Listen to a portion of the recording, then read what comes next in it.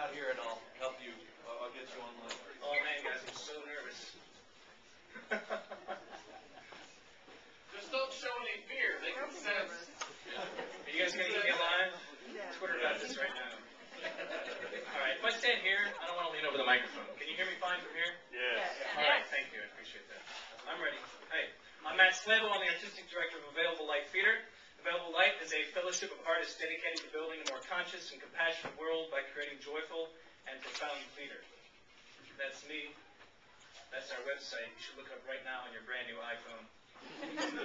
This is a picture of a healthy arts organization according to the best minds of people like the Greater Columbus Arts Council, the Ohio Arts Council, and the National Endowment for the Arts.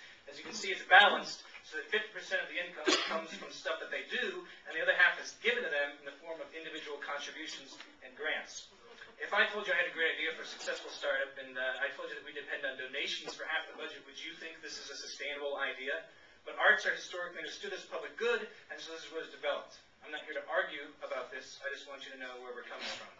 We are here because it is our intention as artists to increase the sum total of joy and brotherhood in the room, to give expression to the human condition. I prefer not to maintain that reason is to blame for everything. I prefer keeping in mind that even the possibility that existence has its own reasons for being. You know, it has a great slogan, is the United Way. Give, advocate, volunteer. Can we say that together? Give, advocate, volunteer. You guys are fantastic. In fact, this is so good, I'm just going to steal the idea and base the rest of the presentation on those three words. Give, advocate, volunteer. This is one of those three-legged tables. Without three legs, it just falls down. Fact of the matter is that an arts organization that's given lots of money and nothing else will not succeed.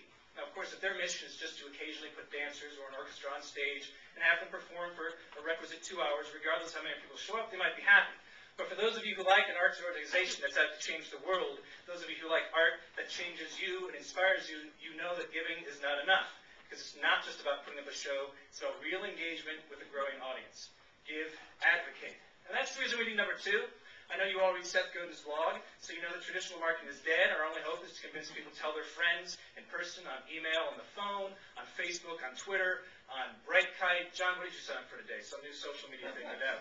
I can blow smoke up your collective ass all day about the glories of live theater, but it won't convince you anywhere near as efficiently as I am in your best friend in the middle of the day and saying, dude, I know you really, really wanted to go out to the AMC tonight and catch that new Natalie Portman movie, but trust me, this new play is amazing, and you will love it.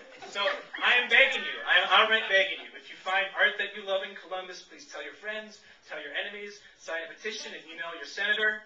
Of course, advocating means more than just passing the praise around. So I've got to tell you, given the choice between you giving me $100 or you telling 20 of your coolest friends to come to the show, I will take the 20 cool friends 8 days a week and twice on Sunday. In fact, make it $500, I'll still take the 20 friends. That's how important advocacy is. Do you have a problem? Table leg number 3, volunteering. People need your help out there. Something a lot of cities have caught on to, but Columbus is not yet good at, is an organized effort to provide practical support for the artists. I'm not talking about money. I'm talking about finding ways to help artists concentrate on what they're doing. Writing, acting, painting, the things they were born for. You know what artists hate to do? Their taxes. You know what else they hate? Finding insurance. You know what else? Coding a website. You know what else? Designing flyers, hanging posters. You know what else they hate? Spreadsheets. PowerPoint. This guy over here is a painter. He spends most of his waking hours doing things that he's not good at so he can be a professional artist. And you know what suffers because of that? His art, the thing we love him for. For every attempt that you event, art otherwise, you know that there are 1,000 discrete actions being performed to bring this event to fruition. In most cases by a small group of exhausted bootstrappers just like you. You know exactly what I'm talking about. So again, I'm begging you, if you find an artist to love, and in Columbus, I guarantee you will, please bring your skills and knock on their door. I assure you they will be grateful.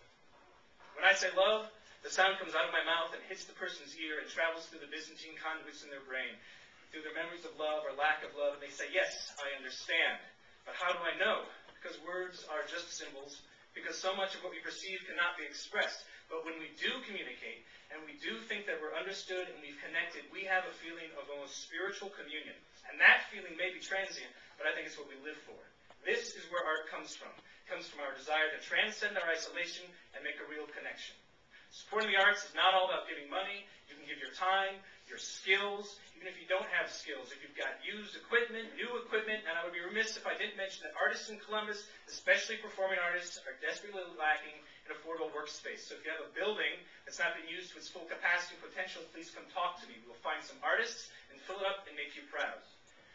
You don't need me to show you any creative economy statistics. You know that the arts in Columbus make this a great place to live and to work and to do great things. And if we want that to continue, we all have to pull together. Give, advocate, and volunteer.